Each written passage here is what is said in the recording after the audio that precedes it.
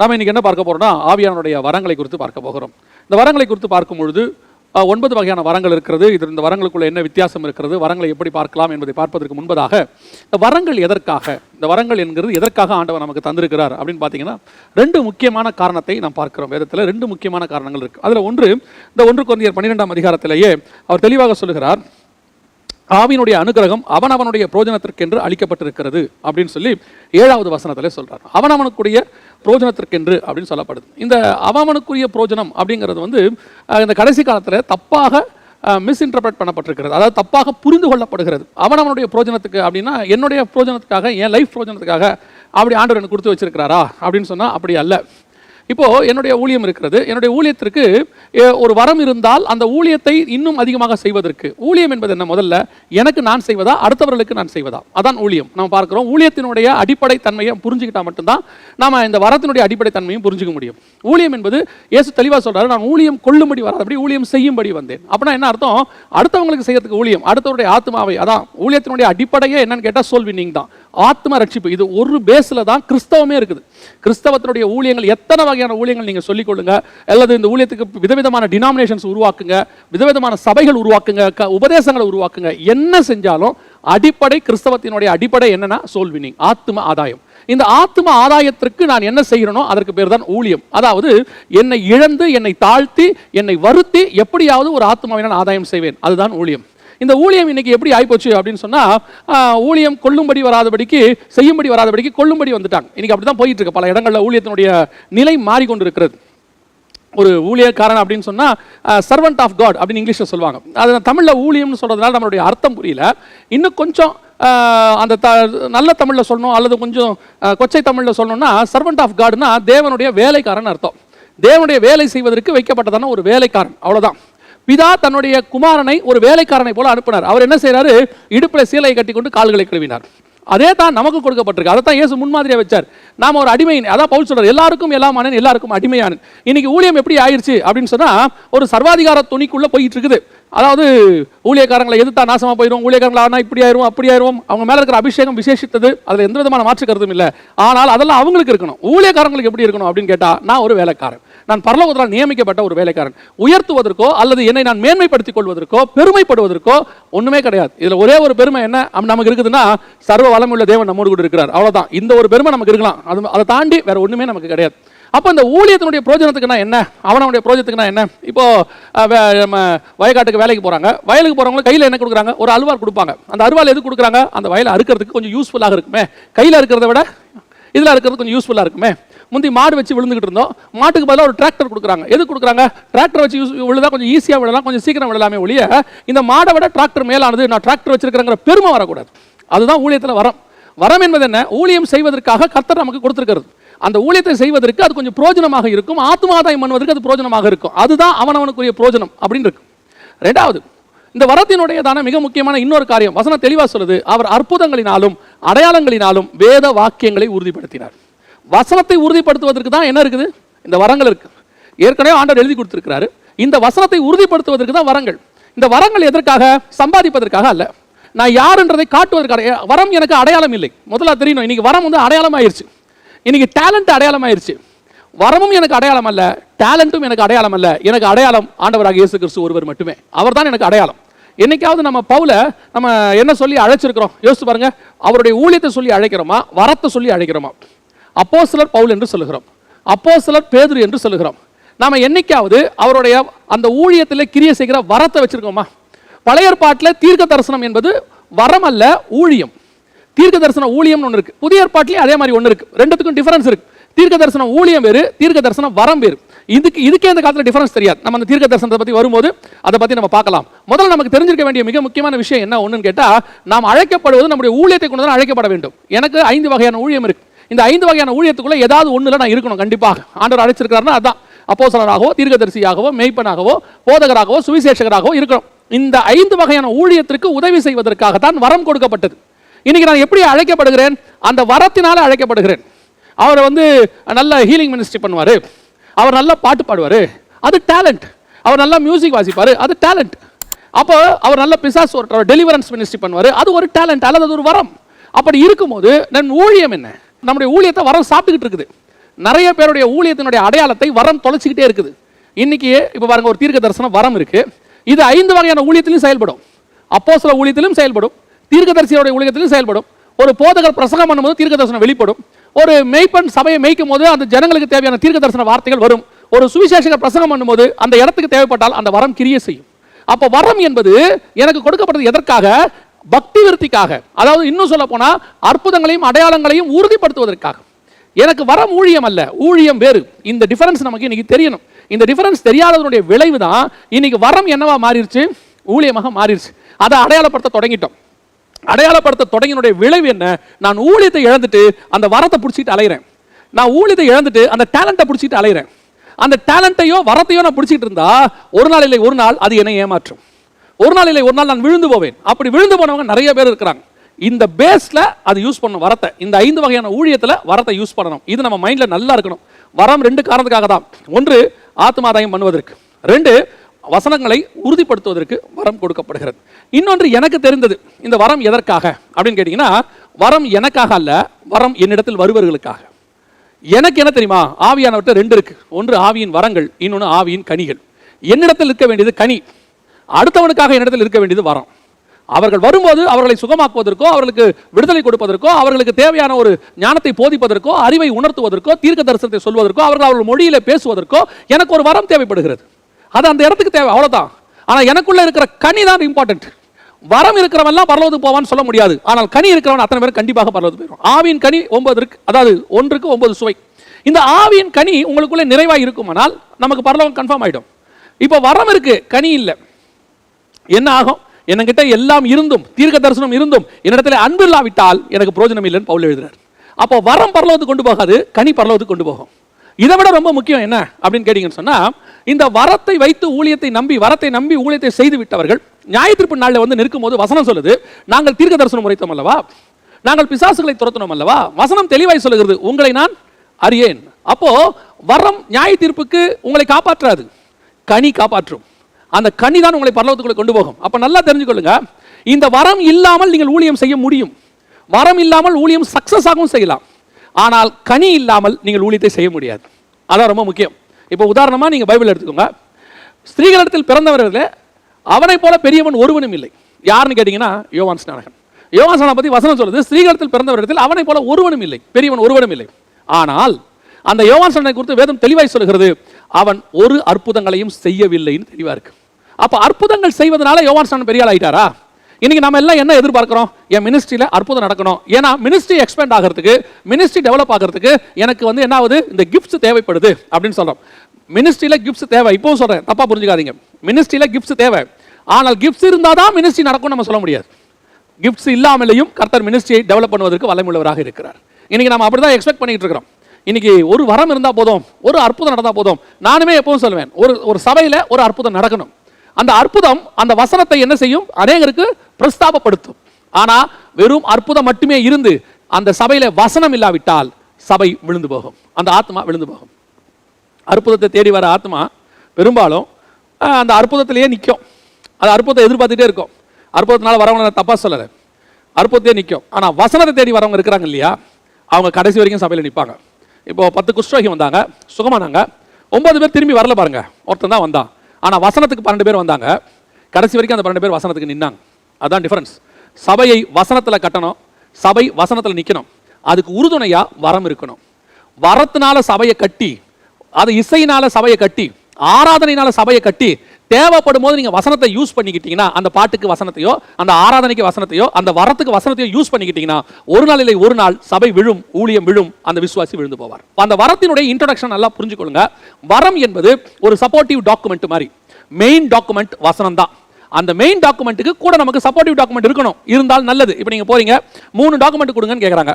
Main document எது? உங்களுடைய Aadhaar card, கூட ஒரு டிரைவிங் லைசன்ஸ் இருந்தாலும் பரவாயில்ல சார், இல்லை உங்களுக்கு ஒரு ஓட்டர் ஐடி இருந்தால் பரவாயில்ல, அது இல்லாட்டி கூட பரவாயில்ல சார், ஆனால் ஆதார் கம்பல்சரி அப்படிம்பாங்க. அந்த கம்பல்சரி டாக்குமெண்ட் தான் வசனம் சபைக்கு. இந்த சப்போர்ட்டிவ் டாக்குமெண்ட் தான் என்னது?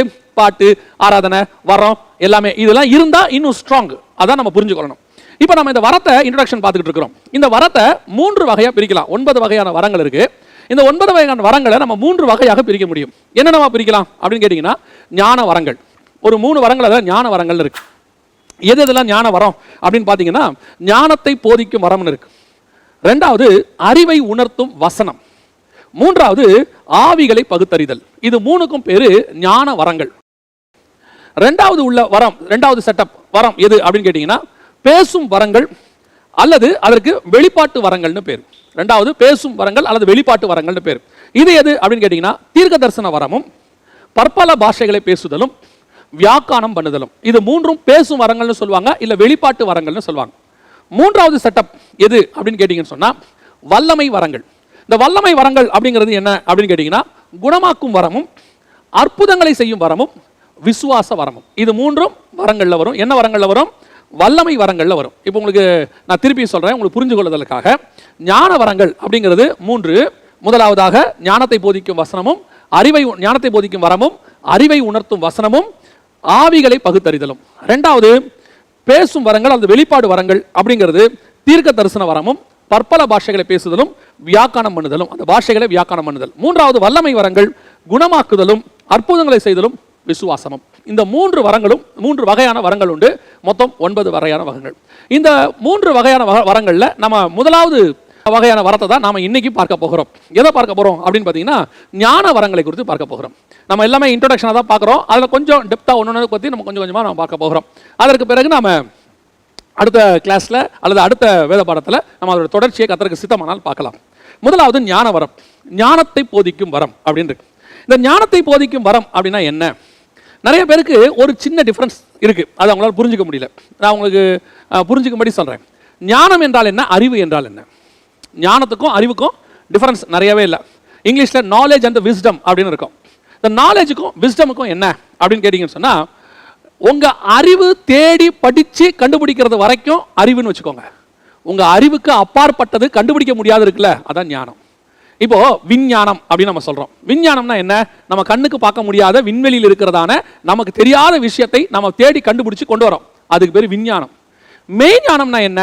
அதுதான் நமக்கு ஆண்டவரை பத்தி அறிகிற அறிவு, உள்ளுக்குள்ள இருக்கிறது. இந்த மெய்க்குள்ள இருக்கக்கூடிய ஆத்மாவை பத்தி, ஆவியை பத்தி, இது ஃபுல்லா ஸ்பிரிச்சுவல். இதுக்கு பேர் மெய்ஞானம். பைபிள்ல இது 2 வகையா இருக்குது. ஒன்று பிரபஞ்சத்தின் ஞானம், இன்னொன்று தேவ ஞானம் அப்படின்னு இருக்கு. பவுல் சொல்லும்போது பிரபஞ்ச ஞானம், தேவ ஞானம் எழுதுறார். 1 கொரிந்தியர் 2:6-7 அழிந்து போகிற பிரபஞ்சத்தின் ஞானம் அப்படின்னு. இந்த உலகத்தினுடைய ஞானம் அழிந்து போகக்கூடியதாக இருக்கிறது.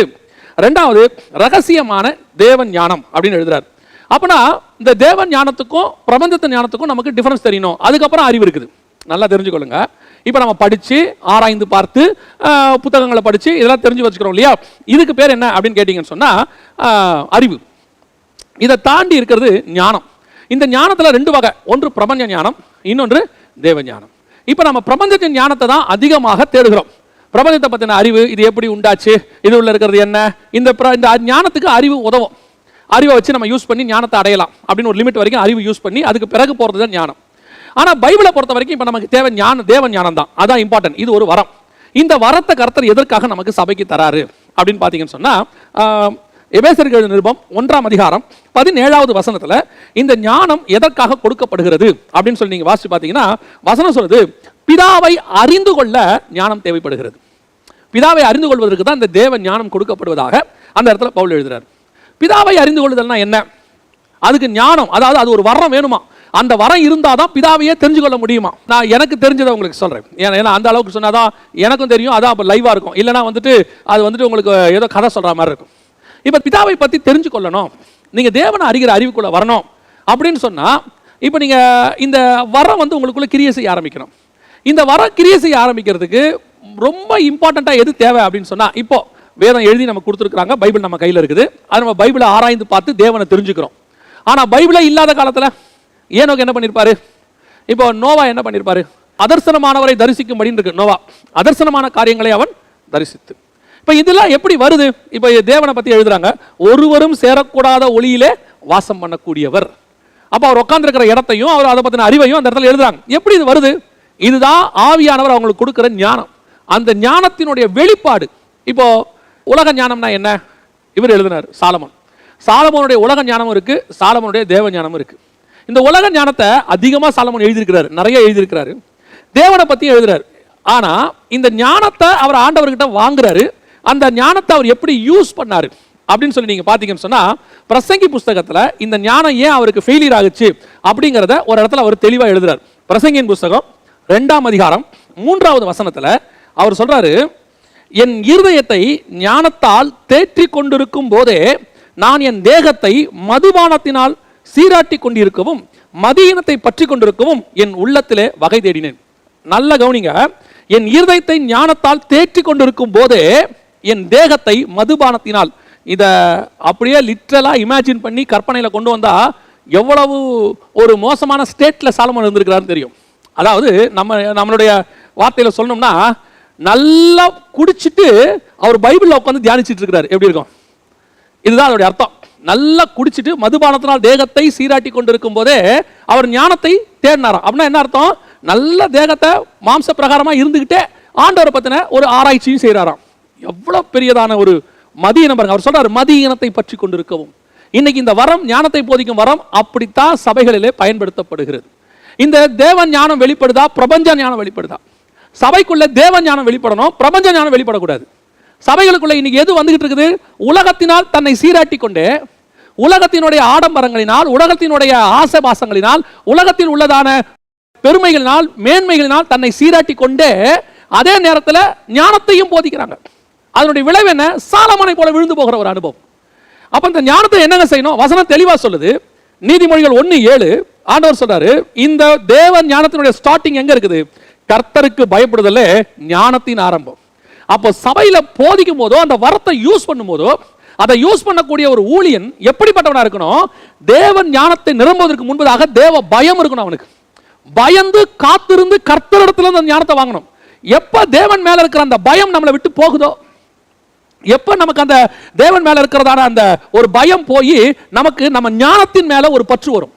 எனக்கு இது தெரியும், எனக்கு இந்த சப்ஜெக்ட்ல ரொம்ப ஸ்ட்ராங்கு, நான் என்ன வச்சு சொல்றேன், ஒரு உதாரணத்துக்கு நான் ரெவலேஷன்லையும் தானியல்லையும் ஈஸியா எடுத்துருவேன். ஒரு சப்ஜெக்ட் அதில் எடுக்க சொன்னாங்கன்னா ஓரளவுக்கு நம்ம படிச்சிருக்கிறோம், எடுத்துடலாங்கிற எண்ணம் எனக்கு வந்துருச்சுன்னா எனக்கு தேவ ஞானம் போயிடும், எனக்கு உலக ஞானம் வந்துடும், பிரபஞ்சத்தின் ஞானம் வந்துடும். இதை வச்சு நான் என்ன பண்ணுவேன்? வசனத்தை தியானிக்க தொடங்குவேன். இப்போ இந்த மாதிரி செஞ்சு விழுந்து போன முதல் ஆள் யாருன்னு கேட்டீங்கன்னு சொன்னா சாலமோன். அவர் மதுபானத்தினால் தேகத்தை குளிப்பாட்டி கொண்டு, அவர் மதுபானம். நமக்கு அதை விட வேற போதை இருக்குது. என்ன போதை இருக்குது? நமக்கு கார் போதை இருக்குது, நமக்கு உலக ஐஸ்வர்ய போதை இருக்குது, கண்களின் இச்சைங்கிற போதை இருக்குது, பட்டம் பதவிங்கிற போதை இருக்குது, எதிர்காலத்தின் சேர்ப்பு, அதாவது எதிர்காலத்துக்கு சேர்த்துக்கொள்ளணும் பிள்ளைகளுடைய எதிர்காலங்கிற போதை இருக்குது. இது எல்லாத்திலையும் நிறைஞ்சு கூட உட்கார்ந்து வசனத்தையும் தியானிக்கிறது. அதனாலதான் என்ன ஆகுதுன்னு பாத்தீங்கன்னா, அதனுடைய வெளிப்பாடு வசனத்துல வரும். அவங்க பேசும்போது அவங்களுக்கு எது அப்படி வசனத்துல வருதுன்னா, இருதயத்தின் நிறைவினால் வாய் பேசும். ஏன்னா இப்ப அவங்க எதுல நிரம்பி இருக்கிறாங்க? மதுபானத்துல நிரம்பி இருக்கிற மாதிரி உலகத்துல நிரம்பி இருக்கிறாங்க. இப்ப இவங்களுக்குள்ள இருந்து வெளிப்படுவது என்ன? பிரபஞ்ச ஞானம். இப்போ தேவாலயம் கட்டணும், நான் சொல்றது ஒரு உதாரணம், நான் யாரையும் குற்றப்படுத்தல, ஒரு உதாரணம் சொல்றேன். ஒரு தேவாலயத்தை கட்டுவதற்கு, ஒரு ஊழியத்தை நான் பொதுவாக வச்சுக்கிறேன், ஒரு ஊழியத்தை கட்டுவதற்கு இப்ப நமக்கு என்ன தேவை? தேவ ஞானமா பிரபஞ்ச ஞானமா? ரெண்டுமே டிஃபரன்ஸ் இருக்கு. தேவ ஞானம் எப்படி ஒரு ஊழியத்தை, ஒரு சபையை கட்டும்? இப்ப நம்ம ஒரு கட்டடம் கட்ட போறோம், ஒரு ஆசாரிப்பு கூடாரம் கட்ட போறோம், ஏதோ ஒன்று நான் கட்ட போறேன். எனக்கு ஆண்டவர் சொல்லியிருக்கிறார், ஆண்டவர் தான் சொல்லியிருக்கிறாரு, நான் அதுக்கப்புறம் தான் அதை ஸ்டார்ட் பண்றேன். காட்ஸ் விஷன்னே நான் சொல்றேன். ஆனால் இதில் நான் எந்த ஞானத்தை யூஸ் பண்றேங்கிறதா இம்பார்ட்டன்ட். இப்போ நான் எழும்பி நின்று ஆண்டவர் எனக்கு ஒன்று கட்ட சொல்லி இருக்கிறார். இப்போ நான் என்ன செய்கிறேன்? இதை கட்ட போறேன். நாம் எல்லாம் ஒன்று சேர்ந்து ஜோம் பண்ணுவோம். தேவைகளை கர்த்தர் சந்திப்பார். அந்த தேவைகளை சந்திக்கிறதுக்கு கர்த்தர் என்ன செய்வார்? சில காரியங்களை நமக்கு சொல்லுவார். இப்போ நாம் எல்லாம் சேர்ந்து ஜோம் பண்ணுவோம். 40 நாள் ஜோம் பண்ணுறோம், 3 நாள் ஜோம் பண்ணுறோம். நான் சொல்லுவேன், இந்த தேவ ஞானம் நிறைந்திருந்து நீங்கள் அதை செய்யும் போது அதற்கான தேவைகள்னு ஒன்று இருக்கும், அதை பரலோகம் பார்த்துக்கொள்ளும்.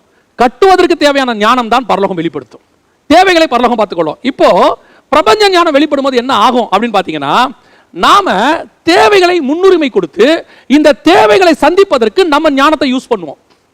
நம்ம பயங்கரமான ஞானத்தை யூஸ் பண்ணி எப்படி ஜனங்கிட்ட வாங்குறது, ₹1,00,000 கொடுக்கிறவர்கள் கொடுக்கலாம், 50,000 கொடுக்கிறவர்கள் கொடுக்கலாம், 100-50 கொடுக்கிறவர்களும் கொடுக்கலாம். இப்போ நம்ம இங்க என்ன செய்யறோம்? நம்முடைய ஞானத்தை இதுலயே கொஞ்சம் சூட்சமா யோசிக்கலாம். இதுல தேவன் ஜனங்கிட்ட வாங்குறதுக்கு மெத்தட் யோசிக்கலாம். என்ன யோசிக்கலாம்? பிரியாணி வாசல்ல விற்கலாம், டிஷர்ட் விற்கலாம், வடை போட்டு விற்கலாம், அப்படி இல்லாவிட்டால் ஒரு ப்ரோக்ராம் நடத்தலாம், ஒரு டிக்கெட் விற்கலாம். இது எல்லாமே பிரபஞ்ச ஞானம். இப்படி கட்டினவங்க கொஞ்சம் பேர் இருப்பாங்க. இதை பார்த்து நம்ம ஃபாலோ பண்ணி இந்த மாதிரி செய்யலாமே அப்படின்னு வருவோம். இப்போ நான் என்ன பண்றேன்? இந்த கட்டுவதற்கு தேவையான முன்னுரிமையை கொடுத்தது, அந்த தேவைக்கு முன்னுரிமை கொடுத்ததுனால அடுத்து அதை கட்டுவதற்கு தேவையான பிளானோ ஆட்களோ நான் என்ன பண்ணுவேன், அதுக்கேற்ற மாதிரி நியமிப்பேன். தேவ ஞானம் எப்படி இருக்கும் தெரியுங்களா? கட்டுன்னு சொன்ன ஆண்டவரை நீங்க நோக்கி பார்த்தீங்கன்னா கட்டுறதுக்கான தேவையை கொண்டு வந்துருவாரு, கட்டுறதுக்கான ஆளை அந்த ஞானத்தோட கொண்டு வருவார், பெசலையில கொண்டு வருவார்.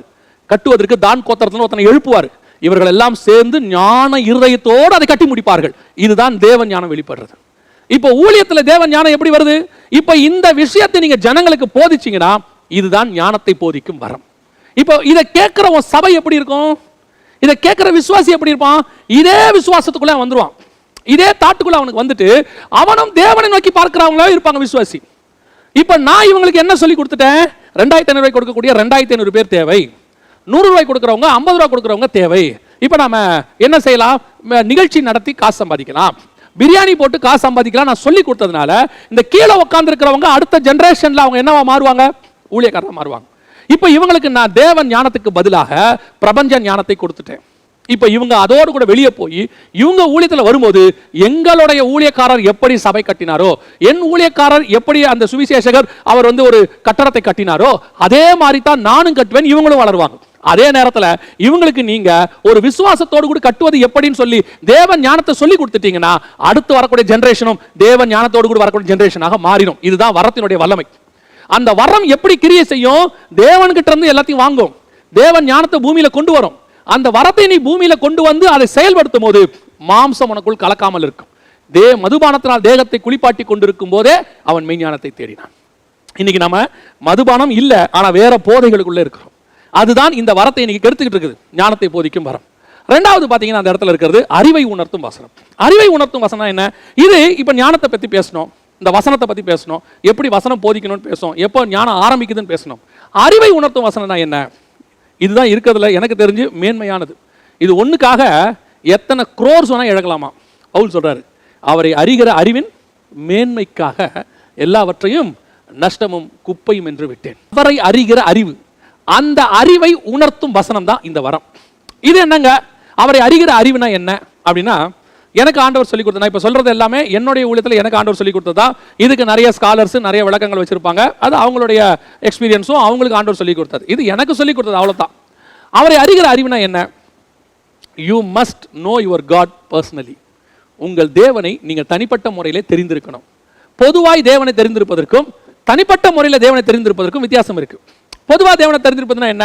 இயேசு கிறிஸ்து வந்தார், பாவத்துக்காக மரித்தார், கண்ணியின் வயிற்றிலே பிறந்தார், அப்புறம் பாவத்துக்காக மரித்தார், 3ஆம் நாள் உயிரோடு கூட எழுந்தார், மீண்டும் வரப்போகிறார். இது கிறிஸ்தவங்க இல்ல, புறஜாதியாரும் சொல்லுவாங்க. இது அவரை பற்றின அறிவு புறஜாதியாருக்கும் இருக்கு. ஆனா தேவனுடைய அறிவுனா என்ன? அவர் அறிகிற அறிவுனா என்ன?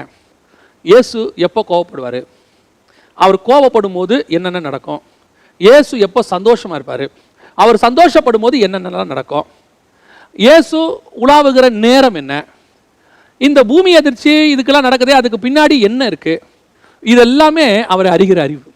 இப்போ நான் 2 சம்பவம் பைபிளில் இருக்கு. இந்த வரத்துக்கான ஒரு விளக்கத்தை நான் உங்களுக்கு அதன் வழியாக கொடுத்துட்டு நான் 3வது வரத்தை உங்களுக்கு சொல்றேன். பகலின் குளிர்ச்சியான வேளையிலே தோட்டத்தில் உலாவும்படி தேவன் வந்தார். இப்போ ஆதாமை தேடுறாரு.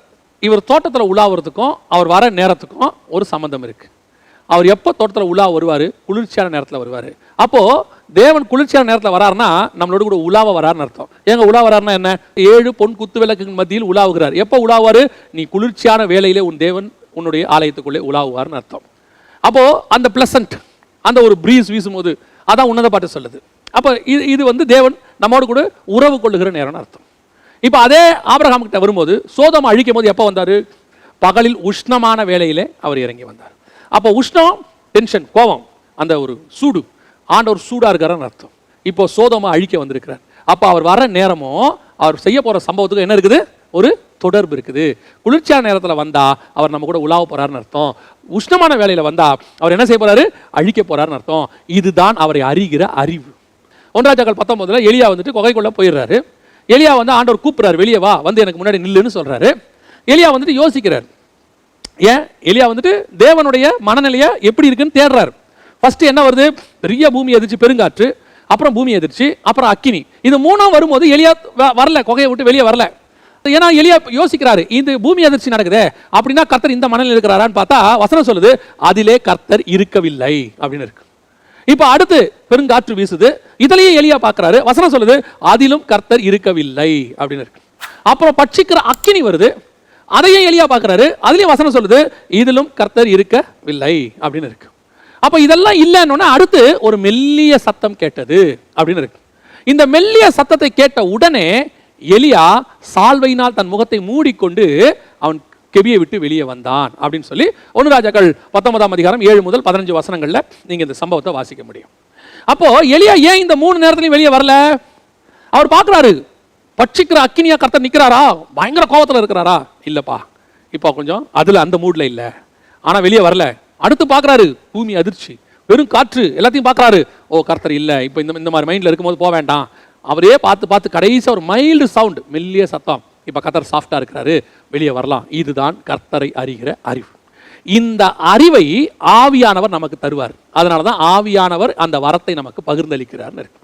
நீங்க வரத்தை எதுக்கு வச்சிருக்கிறோம்? கர்த்தரை அறிகிறதுக்கு. பவுல் சொல்றாரு, அவரை அறிகிற அறிவின் மேன்மைக்காக எல்லாவற்றையும் நஷ்டமும் குப்பையும் என்று விட்டேன். ஏங்க இவர் விடுறதுக்கும் அவர் அறிகிறதுக்கும் என்ன சம்பந்தம்? Very simple.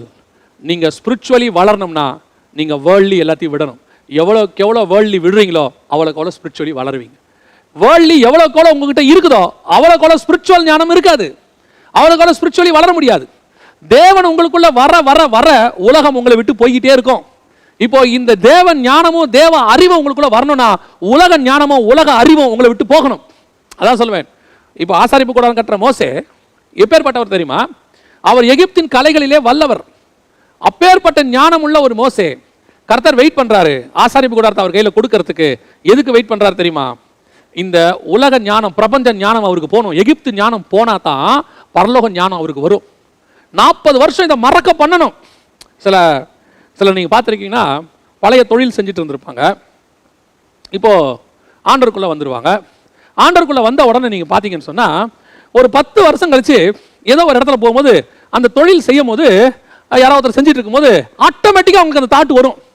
என்ன தாட் வரும் தெரியுமா? என்னங்க இப்படி செய்றீங்க, இதை இப்படி செய்யக்கூடாது, இந்த மாதிரி செய்யுங்க அப்படிம்பாங்க. என்ன காரணம்? இவங்களுக்கு என்ன இருக்குது? இன்னும் அந்த பழையத்தினுடைய டேலண்ட் உள்ள இருக்குது. அது உள்ளுக்குள்ள இருக்கிற வரைக்கும் புது விஷயத்தை கர்த்தர் புகுத்த முடியாது, புது விஷயத்தை உள்ள கொண்டு வர முடியாது. அதுக்கு 40 வருஷம் ஆச்சு மோசேக்கு. எதுக்கு? அவர் எகிப்தில் கட்டின ராமசேசு கட்டின ஊரோடைய ஞானம் போய் எது கட்டணும்? இப்ப ஆசாரிப்பு கூடாரம் கட்டுற ஞானம் வரணும். அது உலக ஞானம், இது பரலோக ஞானம். இதைத்தான் பவுல் சொல்றாரு, இதை நான் பெறறதுக்கு முதல்ல இதை விடுறேன். இந்த 40 வருஷம் இன்னைக்கு என்ன நடக்குது? மேலே ஏறி நின்றுக்கிட்டு நம்முடைய படிப்பறிவை யூஸ் பண்ணி ஊழியம் நடக்குது. மேலே ஏறி நின்றுக்கிட்டு எனக்கு உலகத்தில் கிடைச்ச ஞானம் அனுபவம் அதை வச்சுக்கிட்டு ஊழியம் நடக்குது. மேலே ஏறி நின்றுக்கிட்டு நான் ரட்சிக்கப்படுறதுக்கு முன்னாடி நான் படிச்ச என்னுடைய இசை ஞானத்தையும் என்னுடைய இசை அறிவையும் வச்சுக்கிட்டு இங்கே ஊழியம் நடக்குது. இங்க இப்ப என்ன வரும் தெரியுமா? பிரபஞ்ச ஞானம் வரும். அதனாலதான் அவங்க என்ன நினைக்கிறாங்க, எல்லாரும் ஏறும்போது அந்த மியூசிக் டைரக்டர் மாதிரி நான் மியூசிக் போடணும், அந்த உலக பிரகாரமான அது மாதிரி ஆடம்பரமா என் சபை இருக்கணும், அந்த ஸ்டேடியம் மாதிரி இருக்கணும், அந்த சினிமா தியேட்டர் மாதிரி என் சர்ச் இருக்கணும்ன்ற அவங்க அந்த தாட் ஏன் வருது தெரியுமா? அந்த உலக ஞானம் இன்னும் எங்க இருக்குது? மைண்ட்ல இருக்கு. அதுவே உங்களுக்குள்ள தேவ ஞானம் இருக்கணும். என்ன செய்வீங்க? ஆண்டவரே இந்த சர்ச்சை நான் கட்ட போறேன்பா, எனக்கு என்ன பிளான் கொடுக்குறீங்க நீங்க சொல்லுங்க அப்படின்னு கேட்கும் போது இன்னைக்கும் கர்த்தர் பிளான் தருவதற்கு வல்லமையுள்ள தேவனாக இருக்கிறார். அந்த பிளான் அவர் கொடுத்தா அதை கட்டுறதுக்கான தேவைகளையும் அவரே கொடுப்பார், அதை கட்ட வேண்டிய ஆட்களையும் அவரே கொடுப்பார், அவர் அதை செய்து முடிப்பார். இன்னைக்கும் தேவன் ஆசாரிப்பு கூடாரத்தை கட்டின தேவன் இன்னும் ஜீவனோடு கூட இருக்கிறார், இன்னைக்கும் அவர் கட்டி முடிப்பார். அப்ப இந்த வரம் எதுக்கு? அறிவை உணர்த்தும் வசனம் எதுக்கு? ஜனங்களுக்குள்ள தேவனை அறிகிற அறிவை கொண்டு போய் உணர்த்தணும். இன்னைக்கு நம்ம எந்த அறிவை கொடுத்துட்டு இருக்கிறோம் ஜனங்களுக்கு? உலக அறிவை கொடுத்துட்டு இருக்கிறோம், நமக்குள்ள இருக்கிற அறிவை கொடுத்துட்டு இருக்கிறோம், மாம்ச அறிவை கொடுத்துட்டு இருக்கிறோம். அப்ப அந்த ஆவியின் அறிவு வரும்போது, அந்த வரம் வரும்போது என்ன செய்யும்? கர்த்தரை அறிகிற அறிவை கொண்டு வரும். கர்த்தரோட கூட நீ எப்படி நடக்கணும், கர்த்தரோட எப்படி சஞ்சரிக்கணும், கர்த்தரோட எப்படி ஜெபம் பண்ணணும், அவர் கூட எப்படி உலாவணும், அவர் இருதயத்து மேல மார்பிள் எப்படி சாஞ்சு கொள்ளணும், அவர் இருதயத்துக்குள்ள இருந்த ரகசியத்தை எப்படி வாங்கணும், அவரோடு கூட போய் எப்படி பரலோகத்தில் நிக்கணும், பரலோகத்தில் இருக்கிற ரகசியத்தை நீ எப்படி வாங்கணும், எல்லாத்தையும் இந்த வரம் சொல்லி கொடுக்கும். It's a powerful gift. தேவனை அறிகிற அறிவு, அவர் அறிகிற அறிவு வந்ததுனால தான் மற்ற எல்லா அப்போஸ்தலரை பார்க்கிலும் யோவானால் வெளிப்படுத்தின விசேஷத்தை வாங்க முடிஞ்சிச்சு. ஏன்னா அவன் மார்பிள சாஞ்சிக்கிட்டு இயேசுவை தெரிஞ்சிடுச்சு அவனுக்கு. இயேசு கெத்சமனேக்கு போற வரைக்கும் மார்பிள சாஞ்சிக்கிட்டாரு. ஏன் சாஞ்சிக்கிட்டாரு? இயேசுவை அப்படியே 100% படிச்சு வச்சுட்டாரு அவரு. இயேசு எப்போ கோபப்படுவார், எப்போ கோபப்பட மாட்டார், எப்போ எங்க போறாரு, எங்க வராரு, என்ன பண்ண போறாரு, எல்லாம் மனசுல படிச்சு வச்சுக்கிட்டாரு. இப்படிப்பட்டவனால தான் அவரை அறிகிற அறிவு கொண்டு வர முடியும். கடைசியாய் ஆவிகளை பகுத்தறிதல். ஆவிகளை பகுத்தறிதல்னா என்ன? இது இன்னைக்கு எல்லா ஊழியக்காரனுக்குள்ளேயும் கண்டிப்பாக எல்லா சபைக்குள்ளேயும் இருக்க வேண்டிய மிக முக்கியமான வரம். ஆனால் பெரும்பான்மையானவர்கிட்ட மிஸ் ஆகிற வரம் ஆவிகளை பகுத்தறிதல். அதாவது இந்த உலகத்தில் பலவிதமான ஆவிகள் இருக்கு. அசுத்த ஆவிகள் இருக்குது, அந்தி கிறிஸ்துவின் ஆவிகள் இருக்குது, பல பிசாசின் ஆவிகள் இருக்கு. அதே நேரத்தில் தேவனுடைய ஆவியை பெற்ற மனுஷர்களும் இருக்கிறார்கள், பரிசுத்த ஆவியை பெற்றவர்களும் இருக்கிறார்கள். இப்போ நமக்கு ஒருத்தரை பார்த்த உடனே அந்த மனுஷன் யாருன்னு நமக்கு தெரியாததுனால தான் சபைகளுக்குள்ளே இவ்வளோ குழப்பம், ஊழியங்களுக்குள்ளே இவ்வளோ பிரிவு. இப்போ சபைக்குள்ளே இவ்வளோ பிரிவினைகள் ஏன் ஏற்படுது, ஏன் ஊழியக்காரங்களுக்குள்ளே ஒரு மனம் இல்லை அப்படின்னு சொன்னால், நம்ம ஆரம்பிக்கும் போதே ஒரு மனுஷனை பார்க்கும்போதே அவனுக்குள்ளே இருக்கிற ஆவியை படிக்கிற அந்த ஆவிகளை பகுத்தறிதல் இருக்கணும். இப்போ உதாரணமாக நாத்தான்வேல் வராரு, இயேசு அவரை பார்த்து கேட்குறாரு, இதோ கபடமற்ற உத்தம இஸ்ரவேலன். இப்போ இவர் என்ன சொல்றாரு, அத்தி மரத்தின் கீழையா கண்டான், அதை சொன்னதுனாலயா நீ நம்புற? இல்லப்பா, எனக்கு உன் இருதயம் தெரியுது, நீ யாருன்னு எனக்கு தெரியுது. அத்தி மரத்தின் கீழே உன்னை கண்டேன்னு சொன்னதுனாலயா நீ என்ன நம்புறன்னு கேட்கிறாரு. அப்படின்னா என்ன அர்த்தம்? யாரை பார்த்தாலும் எதை பார்த்தாலும் இயேசுவால் என்ன செய்ய முடியும்? கண்டுபிடிக்க முடியும். இப்போ அநேக ஞானஸ்நானம் எடுக்கிறதுக்கு யோவான் ஸ்நானம் கிட்ட வராங்க. அநேக தன்னிடத்தில் வருகிறதை கண்டு யோவான் ஸ்நானம் செஞ்சது என்ன தெரியுமா? விரியன் பாம்பு குட்டிகளே அப்படின்னு கூப்பிட்டாரு. அதே நேரத்தில் இயேசு வராரு, இயேசுவை பார்த்து என்ன கூப்பிட்டாரு தெரியுமா? இதோ உலகத்தின் பாவத்தை சுமந்து தீர்க்கிற தேவாட்டுக்குட்டி. அப்போ எது தேவாட்டுக்குட்டி, எது பாம்பு குட்டிங்கிறத அவரால் பகுத்து அறிய முடியுது. அதுதான் ஆவிகளை பகுத்தறிதல். இன்னைக்கு உங்க எதிரில் நிற்கிறவன் யாருங்கிறத ஆவியானவர் உனக்கு உணர்த்துவார். வந்து நிற்கிற ஆள் ஏமாத்துறவனா, மாய்மலக்காரனா, அவனோட உங்க ஆவி ஒத்து போகாது.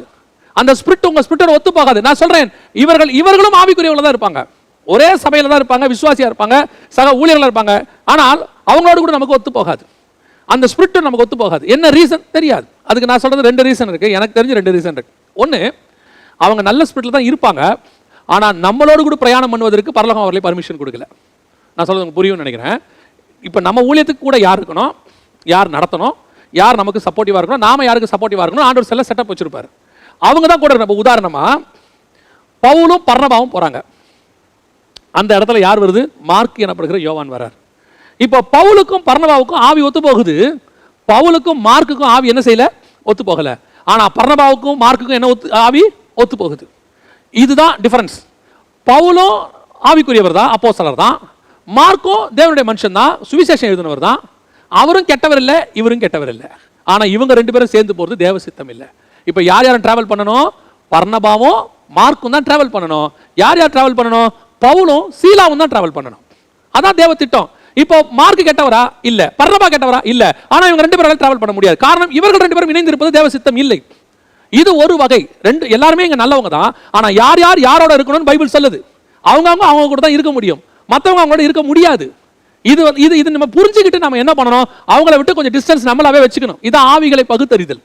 நான் மினிஸ்ட்ரி வைஸ் பேசுறேன். நம்ம ரொம்ப சாதாரணமா இதை சொல்லணும். என்ன சொல்லலாம்? வந்து உட்காந்துருக்கிறோம், பிசாஸ் பிடிச்சோம்னா இல்லையான்னு நம்ம ஈஸியா கண்டுபிடிக்கணும். இது வந்து பேசிக், ஆவிகளை பகுத்தறிதல்ல பேசிக். நான் அடுத்த லெவலுக்கு போறேன். இப்போ வந்து உட்காந்துருக்கிறவங்க என்ன ஆவி உடையவங்க? எனக்கு தெரிஞ்ச ஒரு சபையில் நடந்த ஒரு சம்பவம். ஒரு கொயரில் 10 பிள்ளைங்க பாடிக்கிட்டே இருந்துச்சு. ஒரு வெளியிருந்து ஒரு ஸ்பெஷல் கெஸ்ட் வந்திருந்தாரு, கெஸ்ட் ஸ்பீக்கர்.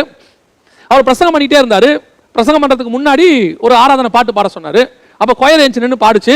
எல்லாரும் பாடி பிரேயர் நடத்துறாரு. எல்லாம் உற்சாகமா அந்நிய பாஷை பேசியிருந்தாங்க அந்த குரூப்ல நின்னவங்க எல்லாம்.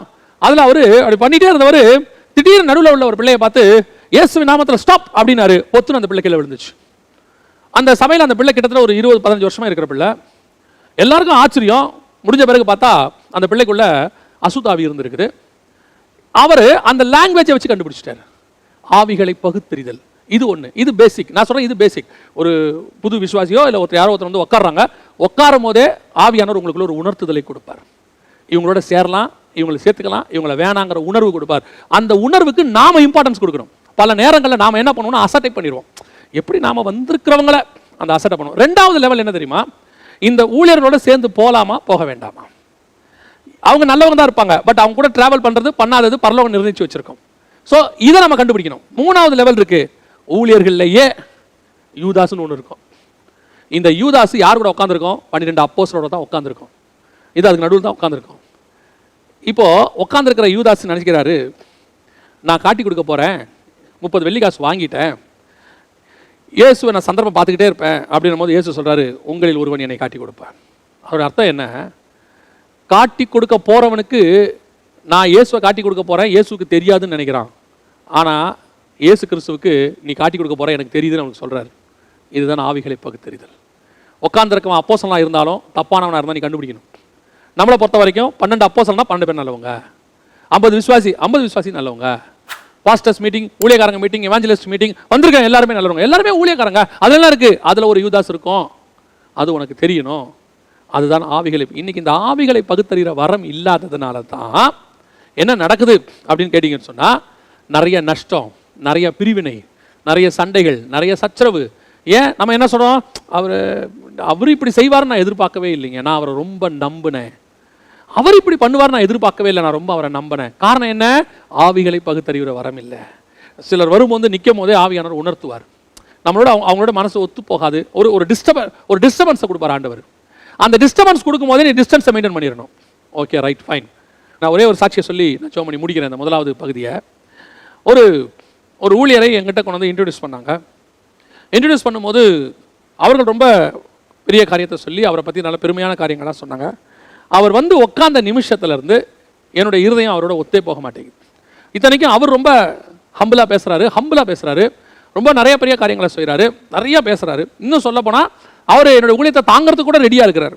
ஆனால் அவரோட என் ஆவி ஒத்து போகலை. நான் அப்பொழுது என் நண்பர் ஒருத்தர்கிட்ட சொன்னேன், என்னமோ தெரில, இவரோட எனக்கு ஒத்து போக மாட்டேங்குது, இல்லை எனக்கு தான் அப்படி தோணுதான்னு எனக்கு தெரியல அப்படின்னு சொல்லி விட்டுட்டேன். ஆனால் அதுக்கப்புறம் அவர்கிட்ட நான் கான்டாக்ட் வச்சுக்கல, கட் பண்ணிட்டேன். ஒரு 6 மாதம் இருக்கும், அதே நண்பர் வந்துட்டு சொன்னார், அவரை பற்றின சில காரியங்கள்லாம் சொல்லி, இப்போ அவர் ஊழியத்திலே இந்த இடத்த விட்டு போயிட்டாரு, வேறு இடத்துக்கு போயிட்டாரு, அங்கேயும் போய் சில பிரச்சனைகள் அப்படி இப்படின்னு சொல்லி ஊழியமே இன்றைக்கி வேறு மாதிரி ஆகி ரொம்ப பிரச்சனையில் இருக்குதுன்னு சொன்னார். ஒரு வேளை அதில் நான் ஜாயின் பண்ணியிருந்தால், அவர் கூட நான் சேர்ந்திருந்தால், எனக்கும் அந்த ஒரு மனபாரம் அல்லது எனக்கு ஒரு கஷ்டம் அதில் வந்திருக்க வாய்ப்பு இருக்கிறது. அந்த உணர்த்துதலுக்கு ஆண்டவர் கொடுக்கும் போதே நம்ம கொஞ்சம் விலகிடணும், அதான் நல்லது. பல நேரங்களில் நாம் இதை செயல்படுத்தாமல் விட்டுறோம். சில நேரத்தில் ஆண்டவர் உணர்த்தும் போது நம்ம மனுஷனுக்கு இம்பார்ட்டன்ஸ் கொடுத்து ஆவியின் சத்தத்துக்கு நம்ம என்ன செய்கிறோம், அசட்டை பண்ணிடுறோம். ஐயோ எப்படிங்க அவரை போய் இவரை போய் இவர் நமக்கு ரொம்ப உதவியாக இருக்கிறாரே, அவர் தான் பின்னாட்களே உனக்கு மிகப்பெரிய ஆபத்தாக முடிவார். இந்த ஆவியை பகுத்தறிகிற வரம் ரொம்ப முக்கியம். இந்த ஞானத்தை போதிக்கும் வரமோ, அறிவை உணர்த்தும் வசனமோ சபைக்கு ஜனங்களுக்கு ரொம்ப முக்கியம். இந்த ஆவியை பகுத்தறிகிற வரம் ஊழியக்காரனுக்கு ரொம்ப முக்கியம். இதுதான் ஞான வரங்கள். இந்த 3ம் சபைக்குள்ளே கண்டிப்பாக இருக்கணும். ஒரு ஊழியக்காரனுக்குள்ளே கண்டிப்பாக இந்த ஞானத்தை போதிக்கிற வரமோ, அறிவை உணர்த்தும் வசனம் இருக்கணும். அது இருந்தால் தான் ஜனங்களை போதிக்க முடியும், ஜனங்களை அந்த அறிவுக்குள்ளே தேவ ஞானத்துக்குள்ளே கொண்டு வர முடியும். இல்லைனா உலக ஞானமும் உலக அறிவும் சபைக்குள்ளே வந்துடும்.